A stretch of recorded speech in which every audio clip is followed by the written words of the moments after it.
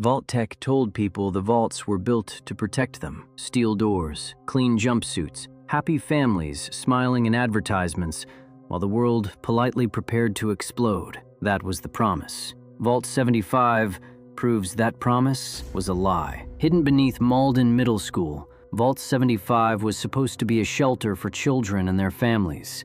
On paper, it sounded almost noble. Save the next generation, protect the kids, preserve humanity. Except Vault-Tec was not really interested in saving families. Vault-Tec was interested in the children. This is Tommy's Wasteland files. Today's file, Vault 75, the school vault that turned protection into an experiment. The first disturbing thing about Vault 75 is where it was built, under a school, not under a military base, not under a prison, not under some secret government lab full of men whispering into tape recorders. A school. That detail matters because it tells us exactly how Vault-Tec sold the idea. Parents were not thinking about experiments. They were thinking about safety. If the bombs fell, they could run to the vault with their children and survive together. That was the trap. Because once the families entered Vault 75, the children were separated from their parents.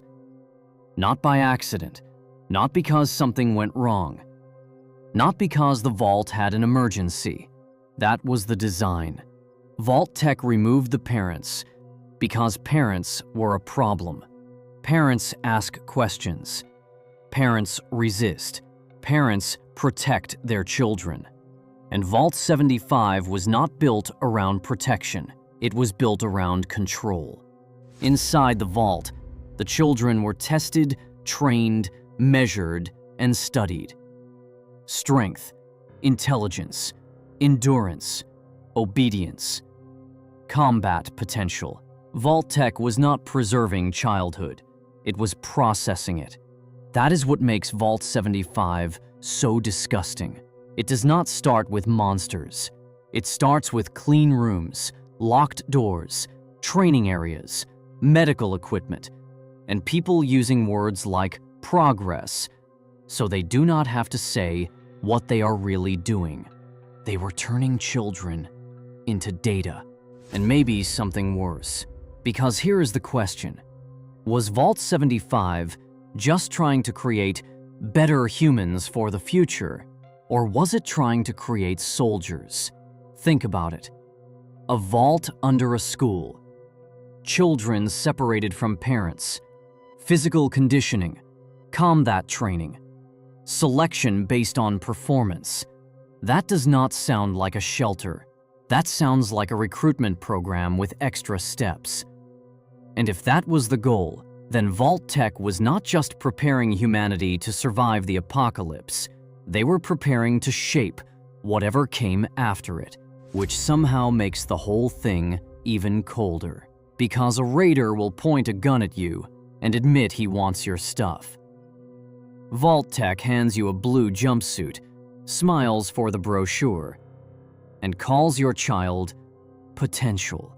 When we discover Vault 75, the experiment is already dead. The halls are ruined. The people who planned it are gone.